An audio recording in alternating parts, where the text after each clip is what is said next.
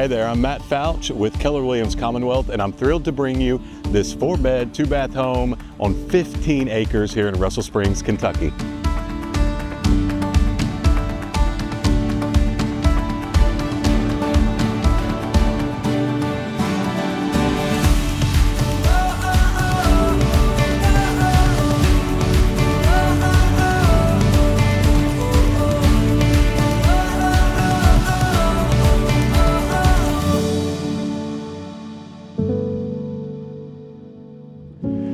Hey friends, this is Matt Fouch with Keller Williams Commonwealth, and I'm thrilled today to be bringing you another homestead style property here in Kentucky. Now, this property is here in Russell Springs. We got 15 great acres with a beautiful home that has 4 beds, 2 full baths, a kitchen area, living, den, dining, everything that you would need. And I have a special guest with me today. This is Caleb. Caleb is the current property owner for this property, and I thought it would be great for him to share some of the great features of this property, some of the unique stuff that's here at this property, as well as someone that's lived here at the property. So to start things off, I know we got the pond in the background here, but share with the folks that are watching, let's just say 3 of your favorite things about this property while y'all have lived here. Well, the thing that we enjoyed the most was probably space. Obviously, I mean, me and my family's from small town Kentucky, and so we were looking for something where we could kind of stretch out, spread out, not have to be crowded, and this was the perfect spot. It gave us the space that we desired with, you know, your outdoors appeal. Like you said, we've got this pond right in our yard, fully stocked with fish. I mean, it's got largemouth, crappie, bluegill, catfish, and about 4 or 5 hybrid carp to keep it clean. Nice. And so we would fish with the family and had a ball with that. And it also draws in waterfowl. You know, I've seen mallard ducks and Canada geese. Actually, one Canada goose raised a brood of baby geese. I think they're goslings. I don't know what you call them, but That's nice. But that was awesome. Kids loved that, and then it's not like you said. This is more of a hobby farm. You know, we've got part of the property that was leased for grain, and so it kept it really clean and nice, and we enjoyed that. And we had the opportunity to raise a garden. You know, at the front of the property there, we've got some buildings. We've got water that comes from a well. There's a well pump up there. And so we loved being able to grow a garden and just enjoy the outdoors, kind of smaller scale for the area. That was awesome for us and our family. So I would say that's probably the 3 things we loved the most. So the style of home that we have here is a berm home. And a lot of folks probably don't realize that with a berm home, it typically does help a little bit with your utility bills. Yes. It also gives you, I would say it gives you a little bit of that insulation from the ground. Can you share a little bit about, real quick, just about some of the utility bills that you guys have had here at the property? Because I know a lot of folks, when they're looking at buying a home, that's one of the things that they absolutely look at when they're looking at the cost of home ownership.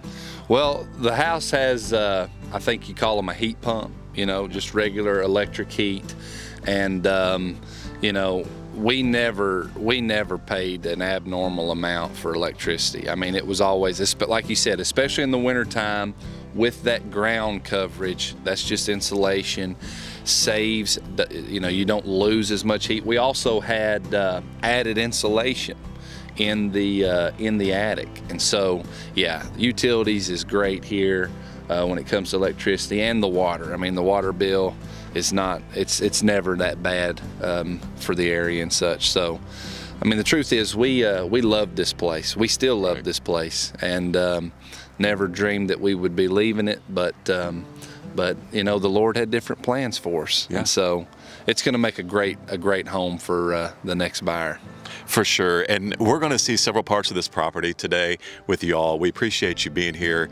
Again, if you're looking for, as he said, a hobby farm, a homestead type of property, 4-bedroom home, 15 acres, here in southern Kentucky, kind of south central area, this is probably going to be a place that you would want to call home.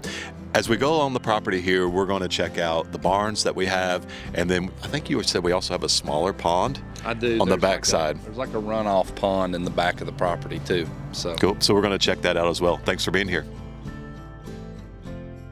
All right, like I said, we're going to take a tour of some different spots around the property, and Caleb has generously offered to share some more information about the property. So we're on the back side of the property now. We were just talking about this pole barn building right here. It's got the metal roof, the metal siding, and then we were talking earlier about a second kind of a feed pond. And it's down, and we'll get a drone shot so you guys can see that. It's down over here. But I wanted to chat real quick. We were actually just talking about how that, you know, this property is very suitable for someone that wants to have some livestock here on the property. Share a little bit about, I know you didn't get to make that yours as part of owning the property, but share a little bit about some thoughts on that. yeah, I mean, you've got this pole barn here.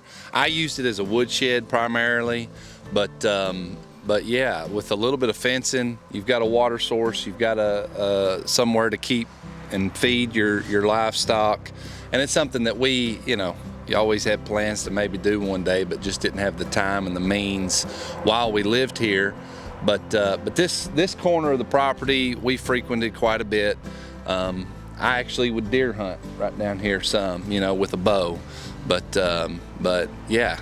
It's suitable for pretty much any need that anybody would have when it comes to livestock. You could get it done right here.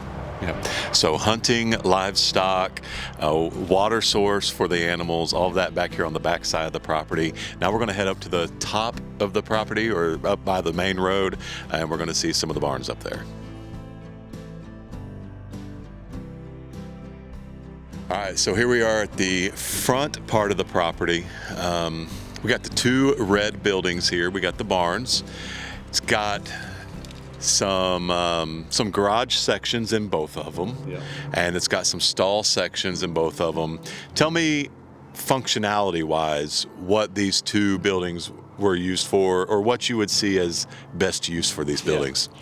Well, as far as this front garage closest to the road, you've got a section that you can lock up tight, and I stored my mowing equipment because I would do a little mowing on the side, and I was able to just back my trailer in, lock it up, didn't have to worry about you know, any issues with that. Sure. And then as far as this stall here, I mainly used it for storage of things, you know, that I obviously didn't need to be locked up, and so it's a great place to work on your vehicles. I obviously kept all my tools and did a lot of automotive repair up here at this garage, but just a great big, plenty of space for me kind of spot to do all the needs that I had in the dry. Yeah. So, and then you got this one back here. Yes. As far as this one goes, you've got this small garage here with a manual garage door that goes overhead. I primarily use this to store my fishing and hunting equipment. I had an old John boat that I stored in there, and obviously some other things we would store, but that was the primary use of that.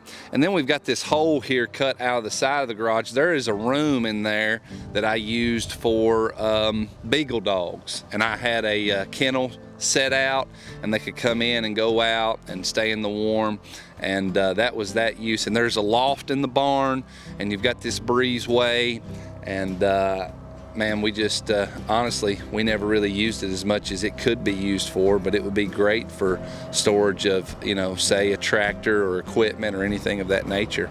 Just a good old barn, man. And I want to tell you all, this section up here has the well that he referenced earlier in the video. It's right over here next to this barn here.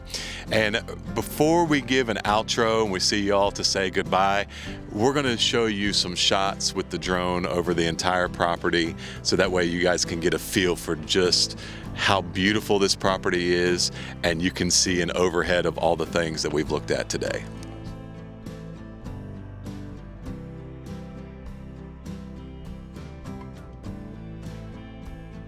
All right, y'all, we've shown you the 15 acres, we've shown you the barns, we've shown them the pond, we've talked about all of different things that you guys loved about the home. Yeah. But now we're going to show them the inside of the house as the ending of this video. 4 beds, 2 full baths. You guys made this a home. Yes, we did. This property was special to y'all. I know you loved it. Seasons of life change. That's right. Things happen. You move on to different locations. And so share a little bit about how much y'all loved this home, and then we'll let them see the inside of it. Well, like you said, I mean, you know, we love this place. I mean, it's not past tense, it's present. And I was set to live here forever until, you know, we left this world. And was going to raise my family, and the house has been through a lot of additions. You know, its layout is not what you'd call normal for most little houses like this, but for us, man, we just loved it, and had to have the amount of space that we had due to the amount of children, and we also took in some children, you know, with foster care, and man, we just made it our home. And it's a cozy little spot. Like I said, plenty of space, and whoever buys this place, I think, will be tickled over it. Sure, I agree. We're going to take you guys inside. You're going to see the 4 beds, the 2 full baths, the square footage that this place has. It's got a nice sized kitchen. Yes. As well. It's got a nice island in the middle of it.